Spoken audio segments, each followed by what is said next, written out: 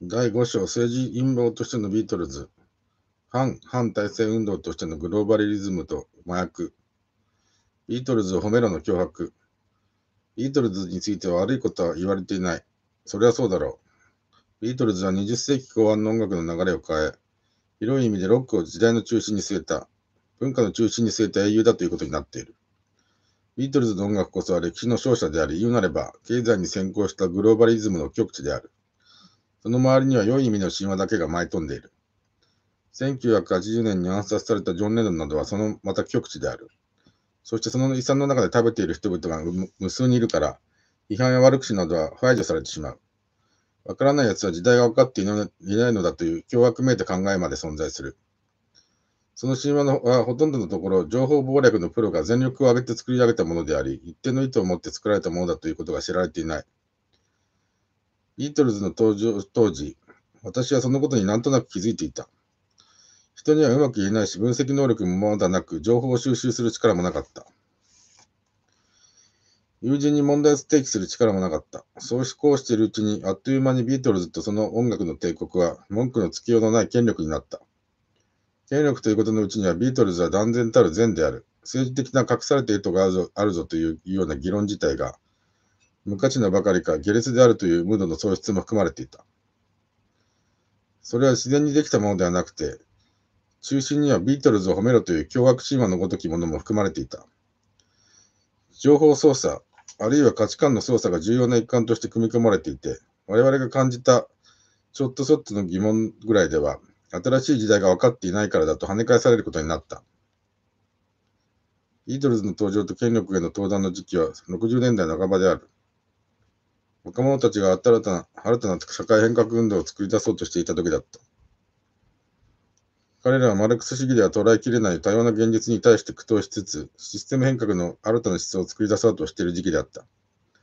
その思想はぼんやりとしていただけだったが、現実の方では65年にベトナム戦争が勃発、反戦運動の波が盛り上がった。そんな慌ただしい波に嫌おなく揉まれながら若者たちは次に来たるべき世界図を構築しようとしていた。そうせねばならない時期だった。反資本主義、軍国主義だけでなく、反規制社会主義、反単純平和主義が必要になり、その上で世界の未来図を作らなければいけない時期だった。そこで今日の反グローバリズム、反資金主義につながる運動の基礎が据えられるべきだった。1963年に米国のケネディ大統領が暗殺されて、それらの犯行の陰にイスラエルやそれにつながる資金資本の影が暴かれそうになっていた。そのことに危機感を持つ勢力が若者たちの運動を何とかして止めようとしていたのだと思う。実際ビートルズの利用はケネディ暗殺と同じ頃から始まっていたし、ビートルズの大売り出しは学生運動の世界的拡大の時期に行われた。伝説になっているビートルズの日本登場66年は、先方からの売り込みだったことが明らかになっている。マネージャーたるエップシュタインが直接コネクションもなかった日本のプロモーターに電話してきたのだった。当時の世界常識からは安いチケット代で公演が行われた事実が2005年正月のテレビ朝日の番組で暴露された。これは商売抜きの学生運動対策だったというのが、その番組の結論だった。そんなこともわからなかった私自身は当時、20代後半になろうとする遅ればせの大学院生であって、60年代後半までの学生運動の闘争から弾き出されている時期だった。私の妻も自治会委員長まで経験した小さな国立女子大での学生運動を終わり、妻の兄も明治大学で2度の中央執行委員長を終わって、自分自身とその運動の育成を考えている時期だった。60年安保及びその後の停滞期の学生運動、日韓条約、大学管理法を得たものは、成田闘争が過激化し、内部暴力、内側も拡大し、その延長線上に広がった全共闘運動に共感とともに思想的展望のない不安を感じていた。もちろんそこからさらに歩みを進めて後の全共闘運動に加わった者もいる。社会主義学生同盟マルクス・レーニン派、ML 派の今井趣味、個人、元参議院議員、豊浦清元同秘書などである。社学道マルクス主義先生派だった佐賀一郎経済学者もそうだ。今井はその後長野県での医療活動を得て70年代に暴力革命を諦めた。本人が1994年に私にそう語った後、社会党、当時に入党、後に長野選出の参議院議員、最後は民主党になった。医療行政の改革について期待する政治家であったが、2002年、60歳そこそこの若さでこの世を去った。葬儀の祭壇正面には ML 派のヘルメットが置かれていたという。その ML 派の拠点であった東京学生会館には今は亡き妻の兄、戸田勝義もいた。戸田は一旦運動から学業に戻り、気鋭の教授、和田秀夫、憲法学者個人から将来の教授を視野に置いた助手として明治大学法学部に残ることを勧められる。しかし、統合失調症を発症、運動で知り合って結婚した妻との家庭も崩壊、故郷広島県三原に戻って港の船のもやい時や行員をしてその後の人生を送った。そして60歳でこの世を去った。最後にはたかが悲痛なのに歯医者に行かず、菌が入って感染症で死んだ。私はこの義兄が去ったずっと後、同じ明大の法学部に教授として奉職する。和田教授とも親しくなったが、このことは何も言わなかった。後に私は逆に大学権力者と一部学生運動の腐敗的結託に抗議して辞任した。その時は私も他界していた。このようなその後の我々の様々な人生の軌跡は、いずれも人生をかけた。社会革命の運動の方向が60年代後半に光が見えなくなったように思えたからである。光は少なくとも分散した。後に多少なりとも思想を論じることになるお前には責任があるだろうと言われれば確かにそうだ。私について言えばとても一人で展望ある思想を切り開き、説得するという力はなかった。私にとってはカール・ポランニーの経済人類学との出会いはそういう時期のものであった。そういう時代に対する無力感は形を変えて誰にでもあったと思う。今井にも戸田にも豊浦にもあったはずだ。その後の彼らの人生はいずれも60年代後半の光の分散を背負っている。我々はビートルズを背負った。それはなんとビートルズを背負っていることではないか。それがこの章の次第である。60年安保、またはその直後世代である私たちはすぐ後ろに続く後輩たちをビートルズに取られた。俗に言うとかっさらわれた。60年代の最後だった我々は運動を大きくしていくための皇族部隊の援護を断たれてしまって負けたのである。60年代後半の全共闘運動以前の学生左翼は明らかに時代のヒーローだった。全共闘はそのやや小さな再生産である。ただその頃世界的に同時性を持って学生運動が展開されており、日本の全共闘はその中で一つの伝説となる位置にいた。1958年の日本共産党からの離脱から始まり60年の三池闘争、次いで安保闘争の主役となった日本の反日本共産党系全学連運動の栄光は全共闘運動よりももっと大きく世界に轟き渡った。それが後に新左翼と呼ばれる系統を生む。しかし運動自体が内ゲバという内部暴力を生んだし、大学内部での全共闘運動だけならともかく、大学外における成田闘争では暴力的戦闘性の伝説は生まれても、社会からの共感は60年安保闘争の100分の1くらいに減ったようにも思える。暴力への哲学抜きの称賛が一部に起こり、後のいわゆる過激派に行ってしまう流れもできた。全共闘の時代は新聞の報道がどんなに派手に取り扱っても、内部で起きていたことは本当の盛り上がりと熱気に欠けるものだった。皇族部隊になるべき者たちが学生運動の代わりにビートルズとロックに取り込まれるという傾向を生んでいたからである。つまり私の後輩たちは良いやつも含めてマルクスでもウェーバーでもなくビートルズに行ってしまった。はっきり言ってそれが日本の革命運動における哲学と思想を崩していくことになる。逆にそれらが崩れていたからこそ若者たちがビートルズに行ってしまったという見方もあるだろう。私はこのことが偶然ではなくつながっている。あまりにもタイミングが良すぎるという疑いを持ってきた。それがこの章で分析するテーマである。勝ち負けで言えば我々元左翼は社会的に負けた。結果、それぞれが表面的か内面的にか転向し生きていくことになった。私はついに自民党の衆議院議員まで経験した。そこに行ってみたら何人もの旧学生運動経験者がいたのを発見したくらいである。ところで何をもって負けたとか崩れたとか言えば、精神的なことだ。何においてもいろいろな局面があるが、世代のヒーローと時代のヒーローとかがその時持っているものには共通のものがある。時代の夢を自分たちが体現しているのではないかという充実感、社会が自分たちにその夢を託しているのではないかと思えた時の身の震えるような思いは何をもってしても超えることのないものだったはずだ。この本を書いている数十年後の私の身にも時折思い起こされるあの熱狂は生きることそのもののようだった。あの時我々は若かった。世界はどこにどう行くのか全くわからなかった。分かっていた連中がいたと後に知ったときはショックだった。その後は知ったことでは、共産圏の一部は真面目に日本で武装蜂起をさせようと計画していたらしかったし、それをどう受けるかと真面目に論じ合っている勢力もあったらしい。これは裏面史ではあるが事実として真面目な話だ。政治集会や社会科学の研究会に今では想像もできないくらいたくさんの若い学生が集まり、日本は世界は日米関係のあり方はと論じ合った。ただ集まるだけでなく、聞くだけでもなく、語ること聞くことの一つ一つに大きく反応があり、集会は常に大きく揺れた。多くの学生と同じく、私も最初はそういううねりに感動して運動に入った。中学での同級生の一人が、日本で最初の若者向けサウンドのグループに入っていったというが、そちらの方には関心がなかった。政治を語る者たちのキラキラした目、メッセージを受ける者たちの純粋な同意を示す身振りは、体の芯に記憶されている。私は2万人ほどの人前で演説することになったとき、拍手や歓声を受けたことがあった。その時の身体の底から揺れてくるようなギラギラした時のときめきは到底忘れられない。今井昇の額を祀った祭壇の前に置かれたという ML 派のヘルメットは、そのうねりとときめきがあの世にまで持っていかれるということを示している。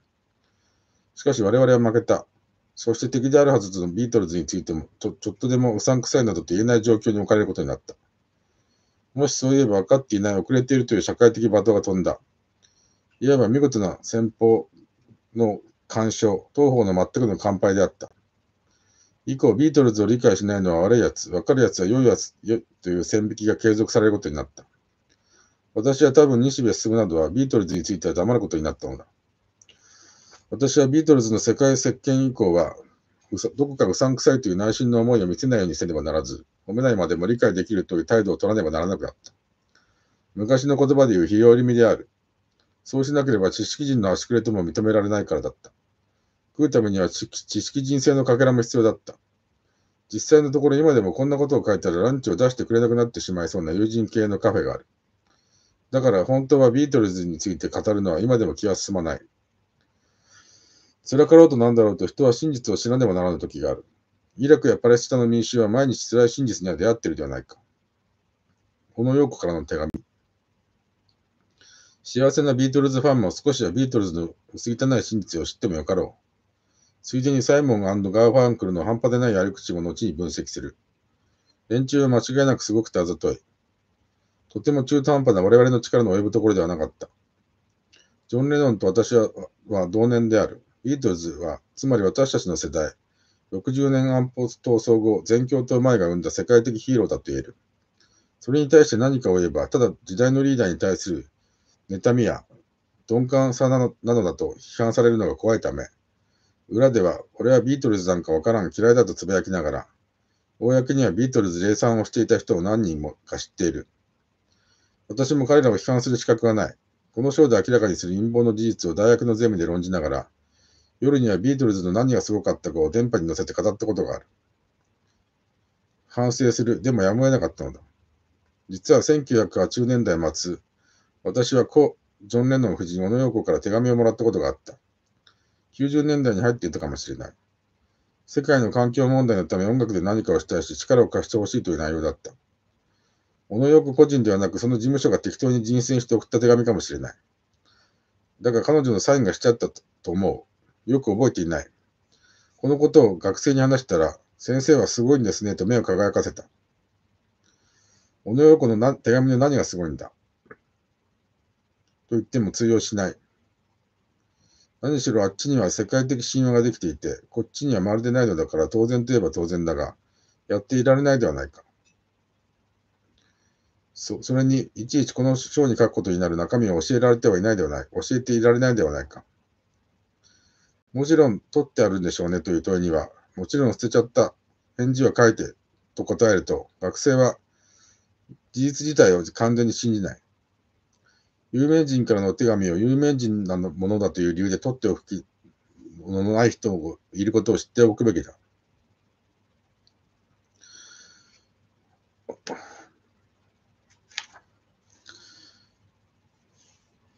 私の返事は極めて簡単なもので、それを玄関で立ち話ならぬ立ち書きをした覚えがある。曰くミュージシャンが音楽をそういう良いことのためのメッセージに使おうというのは間違っていると私は思う。もし環境保護運動などをせねばならぬと思っていても立ってもいられなくなったら、現金を寄贈するなり排気ガスを減らすなり直接やるべきである。別にお会いしたくないと書いた。相談ができればと書いてあったような気がするからである。こういう事実は証明のしようがない。私たちだけがそういう手紙をもらったはずはないからだ。テレビでよく発言していたため手紙をもらったのだろうから、他にも同じ立場の評論家がいたはずだ。彼らは保存しているだろう。また、無視されたので先方の事務所には記録が残されてい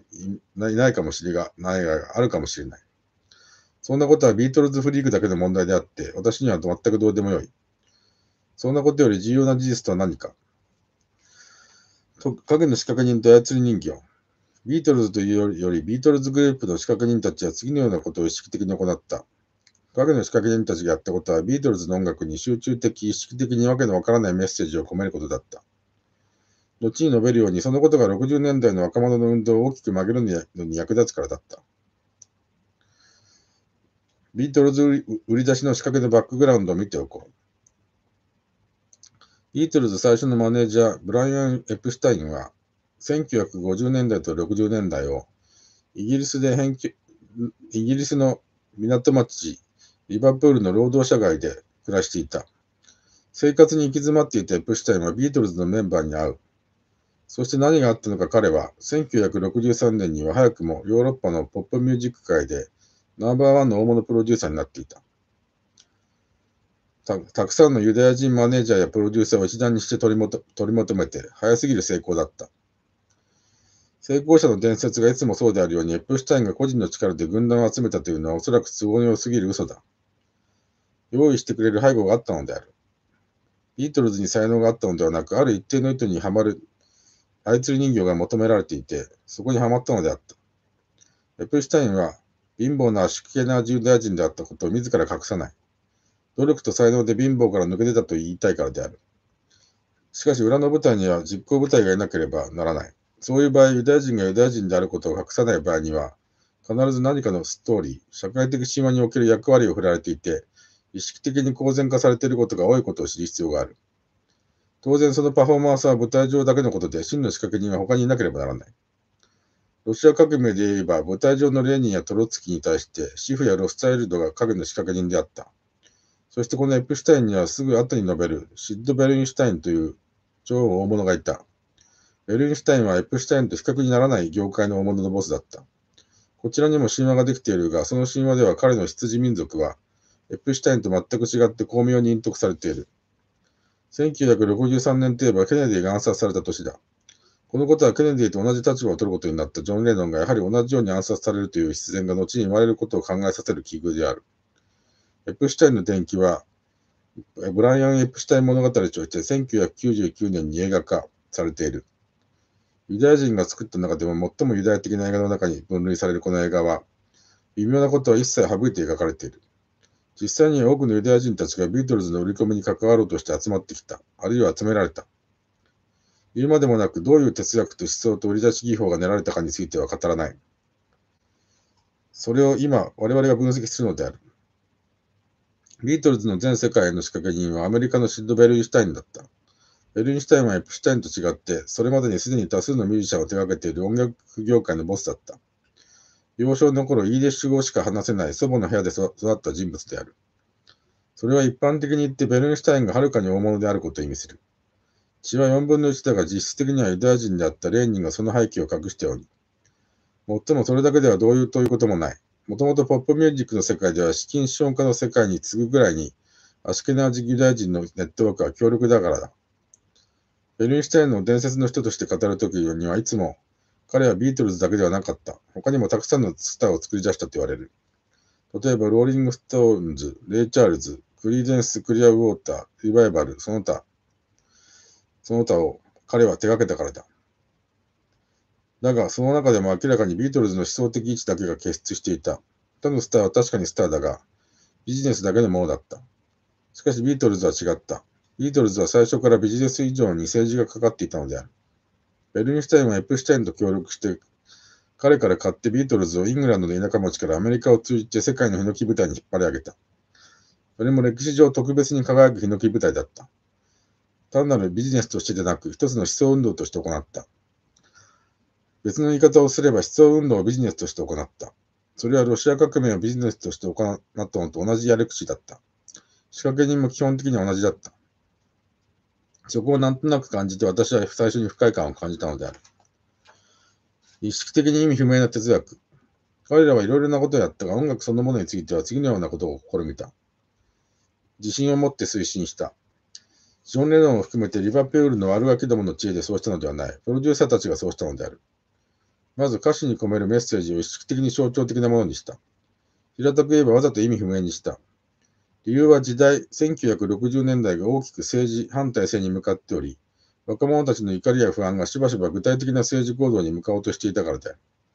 そして日本では私などもその中にいた。ビートルズプロジェクトでも呼び得る者は意識的にそれを攻撃した。後にフランスでユダヤ人哲学者デリダがやったのと同じ、明確なメッセージをことごとく棚から下ろす商売法だ。どこかにそういうマニュアル本でもあるのかもしれない。ビートルズに先行する音楽的ヒーローはエルブス・プレスリーだったが、彼はアメリカはテネシー州メンフィスのさらに南のミシシッピの田舎から来たお兄ちゃんで、最後の最後まで田舎っぺ丸出しだったし、陰謀や仕掛けのかけらもあるものではなかった。彼の音楽は政治的メッセージどころか、社会的な方向性の匂いすら持たなかった。歌は本当に天才だったし、持っている雰囲気は1950年代の黄金のアメリカを象徴していたが、何かを引っ張ったわけではない。ところがビートルズは明らかにわざと引っ張っていく何かの方向性を持っていた。そこがプレスリーよりビートルズがはるかにインテリに評価されるところとなったのである。その方向性とは何だったのか。霧の海で逃避と自閉の正義を。ビートルズはその売り込みに際して重要にサブリミナルテクニックを駆使した。この事実は容易に確認できるし絶対に否定できない。ウィルソン・ブライアン・キンのメディアセックスがその研究所である。彼らが歌う歌の歌詞がわざとはっきりせず常に曖昧なものにされていたのは、一つにはそのテクニックを生かすためであった。ある方向性への指示を行うのは都市の街路においてよりも、同様たる海の霧に巻かれている時の方が有効である。そのため全体的には必ずわざとおぼろげなメッセージが選択された。その時何かを主張する既成の価値観ははっきりしすぎているため、薄っぺらいものだと排除される。デリダの仕掛けと同じだ。何かを正面から言うのは全てくだらないという仕掛けだ。そしてその代わりビートルズの音楽には土台というか枠組みはしっかり確立されていた。枠組みとは現実への軽蔑とそこからの逃避が主張されることであった。愛や恋は語られなくて、その代わりに家族や友人や間接的だがはっきりと正義について語られた。この場合、正義とは逃避することであった。だからビートルズの音楽では常に広い意味での道徳が語られていると言ってよい。これもインテリに受けた理由だったが、それは当然で、そこがビートルズと狙い目だったと言えるだろう。19世紀の法哲学者グリム兄弟は、ゲルマン社会の民衆の道徳観を探求するため民話を収集したが、法哲学の講義も担当した私が、ビートルズをそういう目で検討すると簡単にまとめた結論は以下のようになる。ビートルズのメッセージは、1、家族も政治形態もすべてイリュージョンに過ぎなくて、体制的な道徳もくだらないが、その改革にうつつを抜かすのもナンセンスだからやめなさい。もちろん革命も。2、自分自身があるのだから断固そこに戻りなさいというものである。このため時代的にちょっと先行する我々の政治的メッセージは、良し悪しが判断されたり考察される前に拒否されることになった。言うまでもなく、このビートルズのメッセージは全ての政治的メッセージをダサく見せる効果を持っていた。傲慢な支配者は抑圧された民衆が目覚めることを嫌う。そういう場合の決まり文句は、お前らは一遇を照らしていろ。決して全体に目覚めるなというものだ。はっきり言ってビートルズは若者たちにそういうメッセージを送り続けた。真に送りつけてきたのはシッド・ベルンシュタインである。ロックはしばしば反体制の武器とみなされるが、それは実は体制が強烈に自信に満ち満ちていまだにシステムが有効な時に限られる。体制が弱っている時はそれが逆になる。ロックに夢中になる若者が増えると、本来は反体制派側の戦力になるべき若い兵士が戦線離脱していくことになる。恒常的な不満や怒りであるべきものが、束の間のロックで解消されていくからだ。つまりビートルズは政治のメッセージだったのである。だが普通こういうことは意図的な仕掛けではないと思われるだろう。だからもう少し事実を追っていこう。ビートルズ売り込みには無数のサブリジミナル的仕掛けやよく考えられた感情の誘導が組み込まれているという事実だ。ポール・マッカートニーはなぜ死んだか。無数のサブリミナル作戦中の一大成功例は、ポール・マッカートニーが死んだと見せかける60年代後半の大胆不敵な目論見だった。マッカートニーは意識的にしばらく公の場から姿を消していた。ポールが死んだという噂が世界中の大都市の新聞に出まくっても、ビートルズ側は否定せずわざと広がらせていった。一見チャチな仕掛けに見えるが、一般に私的な背景がある。こうした伝説や噂は田舎ではなく、むしろ大都市に広まるものだ。広まり方は決して多種多様、バラバラにはならないもので、一つか二つの限定的なパターンに当てはまっていくものだ。このことは、1980年代以降の都市伝説研究、消えるヒッチハイカーやチョーキング・ドーベルマン、あるいはミミズ入りハンバーガーなどが提示した研究成果であって、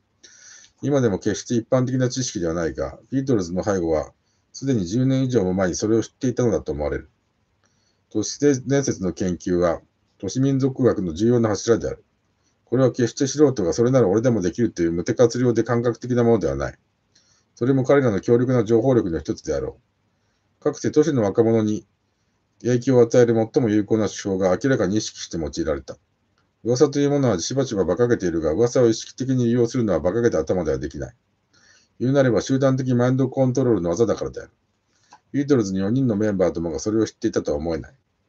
犯人は間違いなく情報操作の高度なプロである。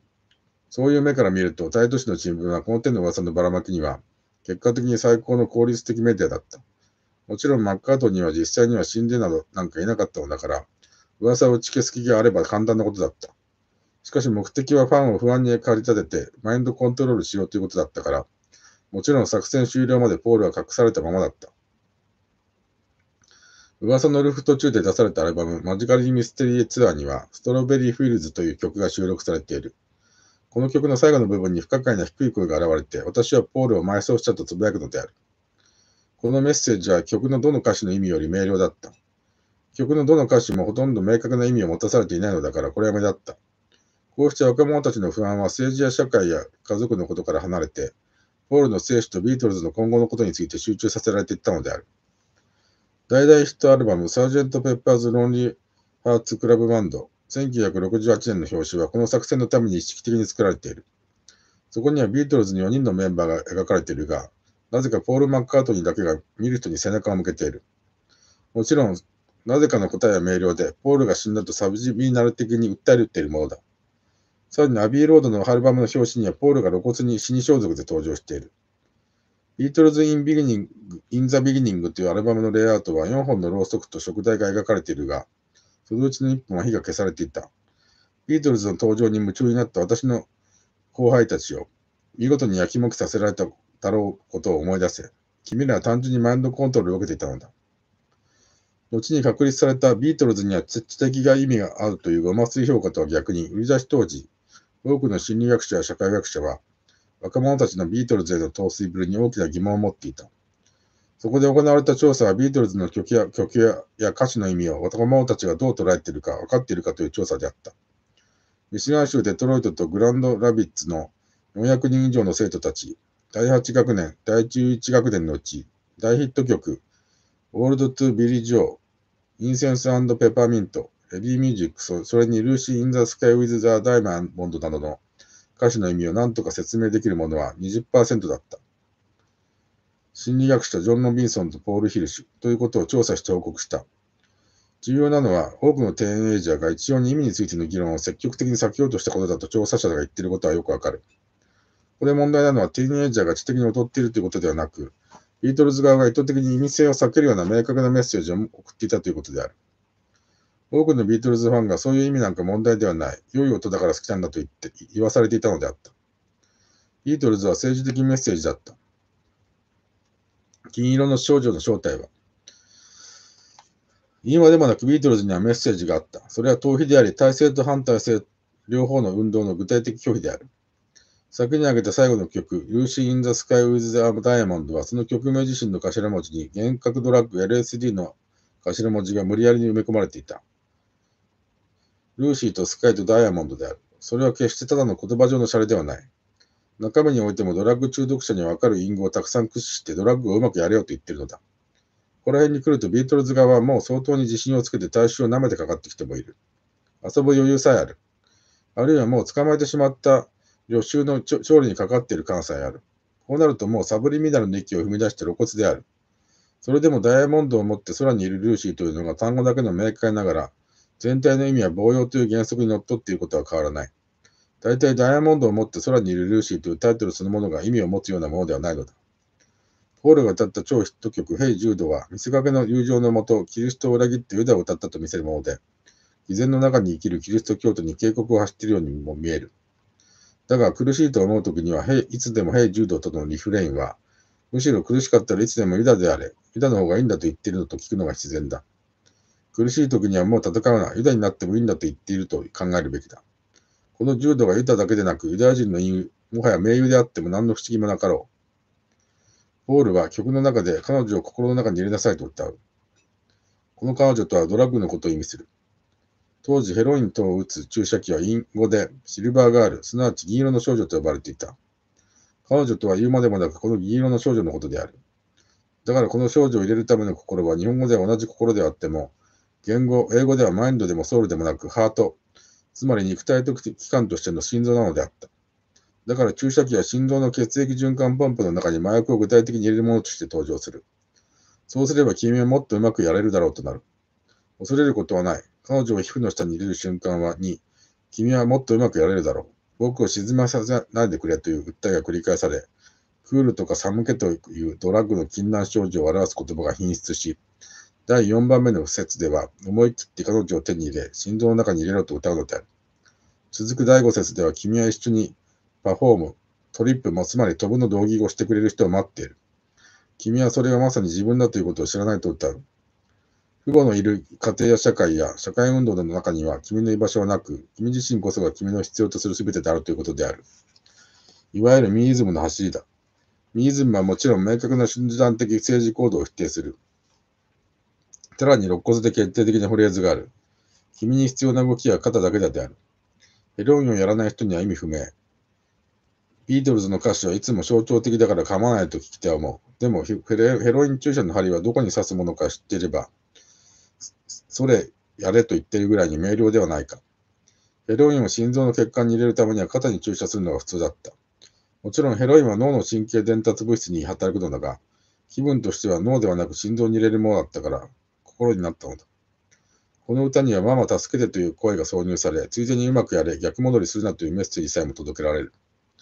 60年代末当時、音楽評論家たちが何をどう言っていたか私は知らないが、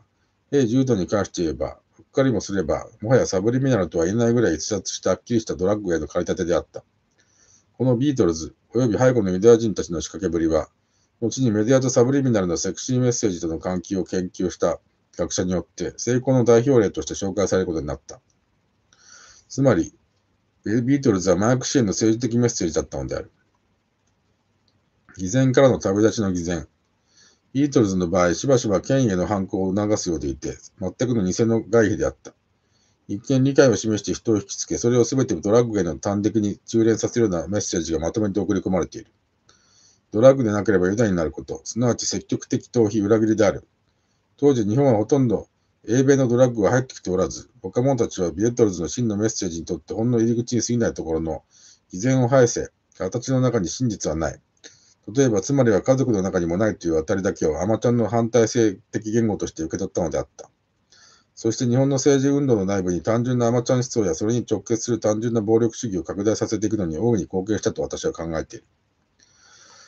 かくしてビートルズにおいては社会や家族制度への批判は一人一人がドラッグでもやって自分自身に戻ることによって全て解決できるよというように修練させられる。制度については全て制度そのものが虚しいと愚弄もなされる。だからジョージ・ハリソンはこう歌う。僕らはみんなの間には距離があって、人々はイリュージョンの壁の背後に自分たちの姿を隠している。これは飢えて路頭に迷っている子供たちに対してこの現実はひどい。お菓子とか温かい食事をあげるから、一緒に泥棒になろうと誘いかける。泥棒からの最初のメッセージなのだ。この見せかけの偽善の存在、その偽善の中にいたたまれない私たち。だから本当の世界へ旅立とうというのがビートルズの提出した。漠然とはしてはいるが全体的メッセージだと一般的に言われている。そしてこのメッセージは後日のサイモン&ガーファンクル及びそれ以降の音楽シーンの中心となっていく。偽善からの旅立ち、そこには一見も何も問題はないように思われる。しかし問題がある。例えば、もしもあなたが単婚消化属性の支持者だったら大問題だ。ほとんどの歌の歌詞が親子兄弟関係の若者が生きてきたこれまでの偽善を攻撃しているからだ。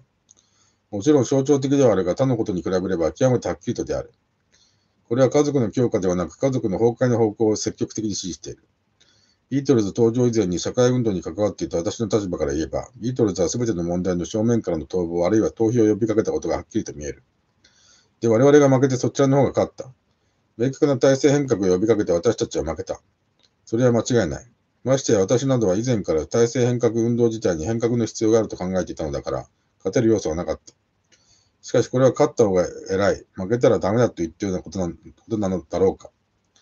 イギリスはリバプールだかマンチェスターだかの田舎町の音楽少年グループにこんな大それたことができたものだろうか。4人は明らかに操り人形であり、早めの解散も最初から予定されていたに違いない。いかに実態が操り人形であっても売り出されればアーティスト本人も力を持つからだ。一番反抗的だったジョン・レノンなどは哲学者にまで格上げされる。だから早めの解散すなわち操り人形が自覚していくプロセスの切断は必要なのだった。内部にいる人間はいかに元が田舎のアマちゃん坊やであっても少しは自覚して作戦の実態についてのインサイダー情報を持つことになる。それが大した存在と思われていないものなら構わないが、ひょっとして哲学者に昇格した男が具体的に何かを語ろうとしたらどうなるのか。そのため狂っているファンが仕込まれ、哲学者アーティストを打ったとしても、この世紀の大プロジェクトにとって汚点でも何でもない。汚点というのは全体が白いところに付着するシミのことだからだ。全体が汚点だらけで汚れきっていたらシミは一つ二つ増えても汚点とは言わないからである。本書で先にケネディ暗殺のことを述べた。ケネディはビートルズが売り出してくる1963年にやりすぎて突出したため、昔の同志から暗殺された男だった。ジョン・レノンもそうだったかもしれない。殺され方もよく似ている。直接にはまるで関係がなかった人物が突然暗殺の引き金を引くのである。そしてその男が撃ったか撃たないかを別にして、真の犯人はどこかにいると思われるのである。誰が本物の創出者か。では残る問題は一体ビートルズブームの本物の創出者は誰かということだ。この誰かは、キリストを裏切ってユダを再評価し、西洋キリスト教社会が作り出した単婚消化属性を明らかに馬鹿にするメッセージを送っている。当時、大家族性を一生懸命宣伝していたのは、イスラエルのユダヤ人である。音楽産業も当時からユダヤ人の拠点だった。すべては見せかけ、本当のものはその次元にはないというのは、現代フランスの哲学者デリタの口調にそっくりだ。ビートルズによって骨抜きにされたと言える破れた側の社会運動の波は、そこで破れなければほとんど間違いなく中東問題に向かうところだった。つまりイスラエル建国を批判し攻撃を開始しかけていたのだ。実はその運動の中核にはエリートユダヤ人の子弟、つまり資金資本家の子弟も多数入っていた。21世紀に入って今やユダヤ資金資本による世界支配の時期の切り札になった感のあるヒラリー・クリント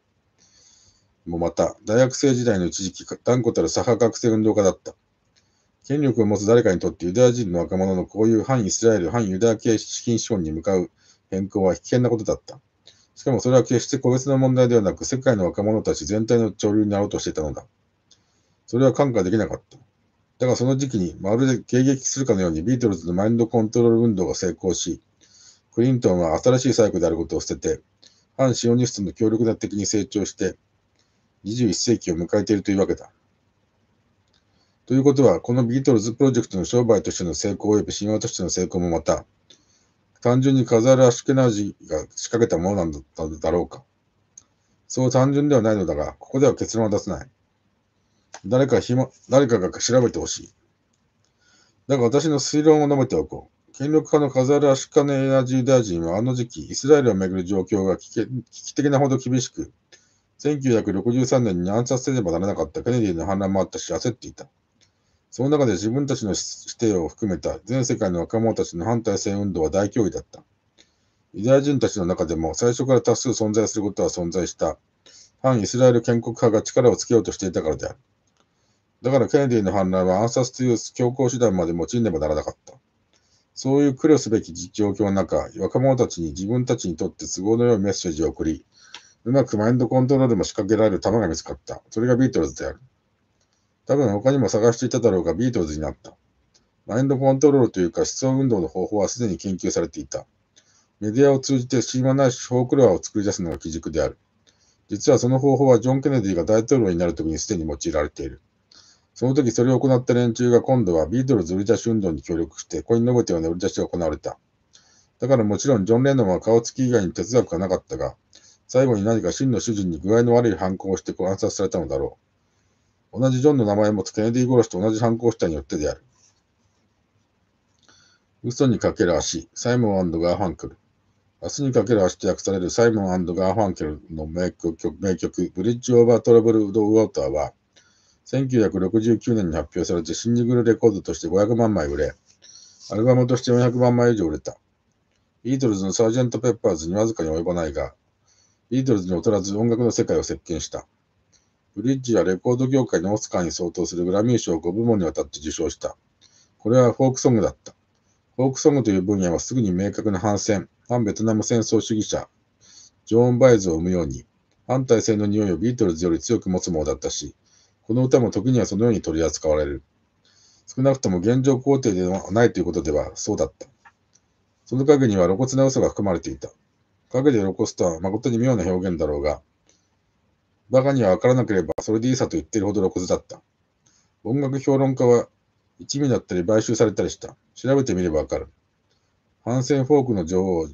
ジョーン・バイズに対し、キンキングオイだとかケチをつけ、バイズ来日に際して日本の森山良子の方がうまいとか言った連中は、いずれも明日にかける橋の先棒担ぎだったはずだ。作曲者サイモンはこの曲について安らぎを感じさせるものを作りたかった。温かみがあり、リラックスさせるもの。僕の音楽がトップ10に入るようなものとはどこか違っていると語っている。しかしそれは嘘だ。トップ10の歴史的リーダーはビートルズであった。そのビートルズとサイモンの音楽が関係ないとは言わせない。手法がそっくりだからだ。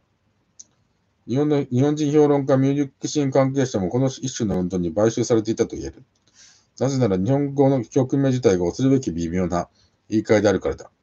ブリッジオーバートラブルドウォーターは、トラブルドウォーターの上にかける、あるいはかかった足である。トラブルドウォーターとは海なら荒れる海、川なら坂まくあるいは渦巻く波のある川のことである。どこにも明日なんか歌われていない。歌われているものがあるとするなら、坂まく水の上を越えてで出港して得られた安らぎの世界のことである。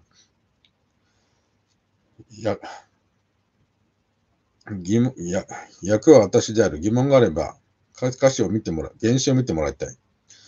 君が打ちひしがれているとき、君があてもなく通りをさまよっているとき、すっかり暗くなってしまった夕闇には、僕が君を慰めてあげよう。僕が君の身代わりになってあげよう。黒い闇が訪れて、周りには苦しみばかりになったとき、坂まく水の上にかかる橋のように、僕がこの身を投げ出してあげよう。繰り返し、ポール・サイモンの作詞の一部。とても美しくて優しい。メロディーの方はビートは短く、激しいダンスはできない。冒頭に教会音楽風の弱いピアノが流れるぐらいだ。この詩からわかるように、橋は坂まく水の上にかかっている。